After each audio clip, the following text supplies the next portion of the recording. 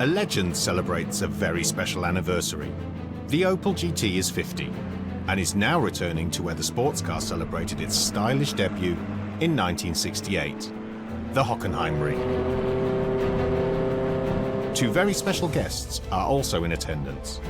Erhard Schnell, the designer of the GT, and Opel Rally World champion Walter Röhrl in his very own GT. 2 years ago, I received an invitation from a mechanic who had played a major role throughout my career.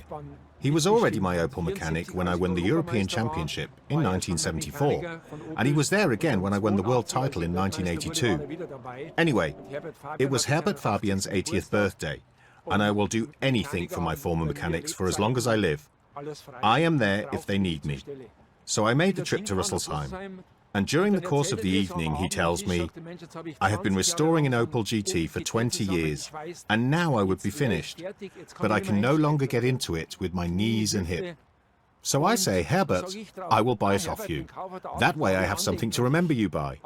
But he doesn't answer and walks away. An hour later, he comes back to my table and says, it's yours if you want it. That's how I came by my Opel GT. A decision the two-time Rally World champion doesn't regret, because by buying a GT, he has managed to secure a real piece of automotive history, something he witnesses every day. Only 2 weeks ago, I went to the optician with my wife. We drove to Deggendorf, which is the nearest larger town. So I parked the car and got out to take a walk because my wife needed some time. And I watched what was going on from a distance. Every third man who drove past stopped to have a look at the car. I obviously normally take my Porsche. Nobody looks at that. But the Opel GT attracts people's attention. It's unbelievable. The Opel engineers probably never even thought that this would be the case one day in the mid-1960s. The idea for the GT was initially not based on rational, economic considerations, but was instead based on a courageous initiative of the design department. At the start, it was a development that management was not informed of. It was a solo effort with my superior at the time, and he asked me to design a two-seater sports car. Now, 50 years after its debut, the GT has become an automotive icon, with fans around the world.